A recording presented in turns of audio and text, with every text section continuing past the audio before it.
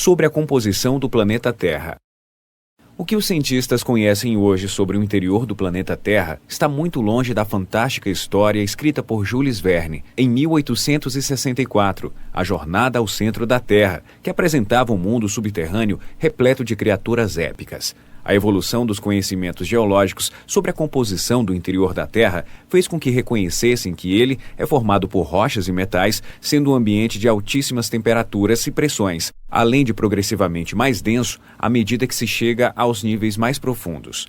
O ser humano nunca esteve em regiões profundas do interior do nosso planeta. O ponto mais profundo já escavado alcançou incríveis 12.262 metros de profundidade e foi batizado de Poço Superprofundo de Kola, na Rússia, em um trabalho realizado pelo antigo governo da extinta União Soviética.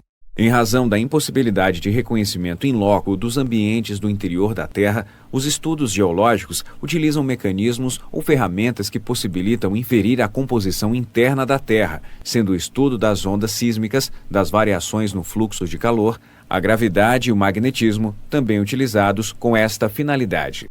A maior parte dos conhecimentos que se tem atualmente sobre a estrutura interna da Terra foi obtida por meio de estudos geofísicos e a análise das variações na velocidade de propagação das ondas sísmicas. Estas ondas tendem a se propagar com a mesma velocidade quando atravessam regiões mais ou menos homogêneas. Tornam-se, por outro lado, mais lentas ou mais rápidas quando atravessam materiais de composição diferente. Atualmente, as informações existentes sobre a estrutura interna da Terra, derivadas de estudo das propagações sísmicas, são captadas por um aparelho chamado sismógrafo, o mesmo que mede a intensidade dos terremotos. Desta forma, com a comparação de dados coletados em estações sismográficas em várias partes do mundo, os cientistas puderam estimar a densidade, a composição, a estrutura e o estado físico das camadas do interior da Terra. A forma da Terra é um esferoide, achatado nos polos, porém dilatado no equador, derivado do movimento de rotação, apresentando uma circunferência de aproximadamente 40 mil quilômetros. O diâmetro da Terra, cerca de 12.750 quilômetros, já era conhecido pelos antigos gregos, o que levou ao cálculo de seu volume, de aproximadamente 1,08 bilhões de quilômetros cúbicos e uma área de 510 milhões de quilômetros quadrados. Apesar do conhecimento sobre forma, diâmetro e mesmo peso do planeta, remontando à história antiga, só a partir de fins do século XIX e início do século XX que os cientistas descobriram que o nosso planeta é composto de 3 camadas principais: a crosta, o manto e o núcleo. Confira a definição de cada uma destas camadas.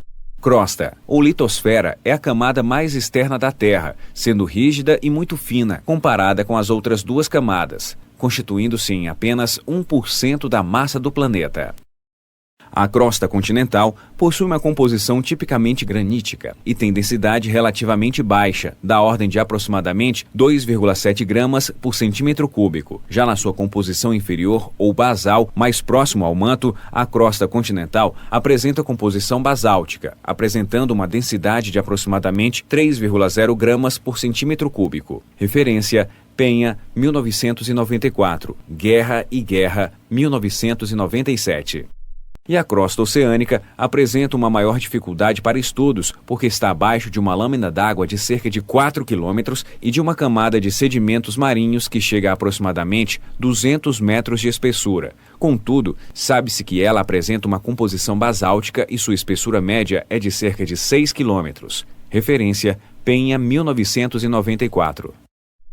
Manto é a camada imediatamente abaixo da crosta, ocupa entre 82% e 83% do volume do interior do planeta e 68% da massa da Terra. Penha, 1994, Mantilla, 2005, sendo dividido em manto superior e manto inferior, se estendendo até uma profundidade de 2.900 quilômetros. Em tais profundidades, ocorre um gradativo aumento da pressão e, por conseguinte, da densidade do manto. Próximo à descontinuidade de Morovitch, contato crosta-manto, a densidade é de 3,3 gramas por centímetro cúbico. E próximo ao contato manto-núcleo fica em torno de 5,5 gramas por centímetro cúbico. O manto circunda o núcleo e forma cerca de 83% do volume da Terra. Esta camada da Terra abrange profundidades que vão desde 350 até 2.900 quilômetros, constituída por rochas de densidade intermediária, em sua maioria compostas de oxigênio com magnésio, ferro e silício. É menos denso que o núcleo e pode ser dividido, de acordo com suas características físicas, em 3 zonas. A zona inferior do manto, manto inferior ou manto interno, abrange a maior parte do volume do interior da Terra. Está situado abaixo de 1.000 quilômetros de profundidade, tem densidade aproximada de 4,7 e temperatura entre 1.000 e 3.000 graus Celsius.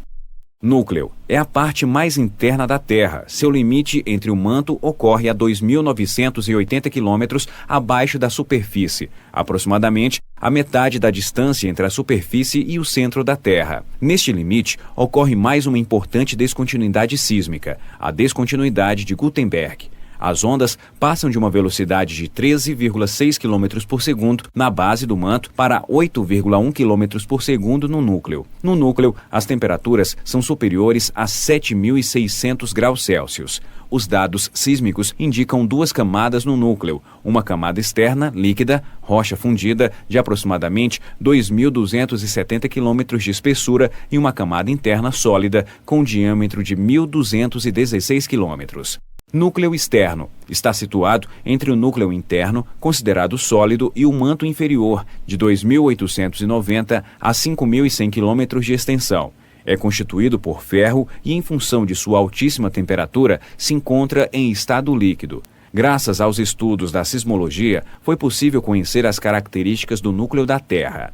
Núcleo interno é a camada mais interna da Terra, se estende de 5.100 a 6.378 quilômetros e se encontra em estado sólido, possivelmente constituído de ferro e níquel.